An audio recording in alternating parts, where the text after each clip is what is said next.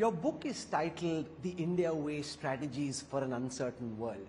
And during India's G20 presidency, we saw a lot of those strategies come into play in this uncertain world as you showed the rest of the countries the India way.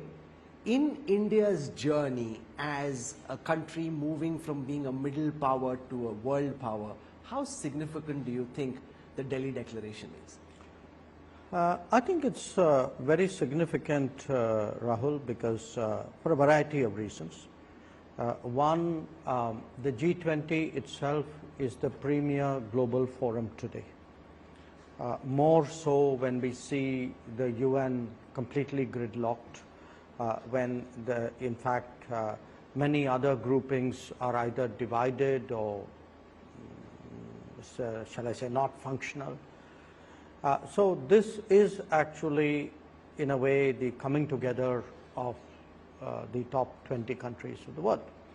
Now added to that we called another 9, so you can say roughly the top 30 countries of the world, 14 international organizations. So there were 43 people around the table.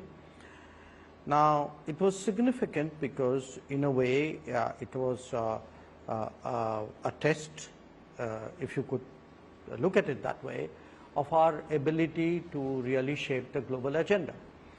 To say that, look, at this time, in our view, these 1, 2, 3, 4, 5 are the pressing issues, and in our view, that's really what the premier forum should be discussing.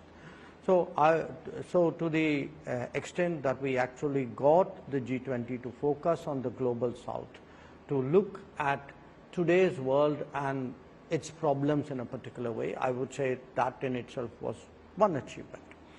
The second was it's a very polarized world. It's very polarized, you can say east-west. It's also very divided north-south. It's not just the Ukraine conflict. I think the COVID pandemic has really wreaked havoc on the international system. And there are other issues. I mean, there are fundamental issues about the inequity of the current global order. So here is India. You have an east-west issue. You have a north-south issue. So it was also in some ways a test of our ability to forge a consensus, to find a common landing point.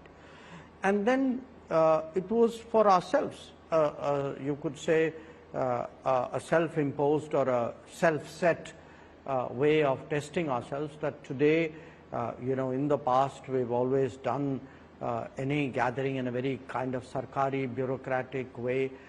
Can we do it differently? Can we take it out to the rest of the country? Can we link it to what is happening in societies? Can we make people feel that yes, this is an event or a responsibility in which I too have some connection? And I think in terms therefore of the agenda, in terms of the bridge building, in terms of the manner in which it was done, I think each one of them was a significant step forward to us. So certainly to me, Indian foreign policy or Indian diplomacy post G20 looks, you know, I mean, I would say there are good reasons to be satisfied with it.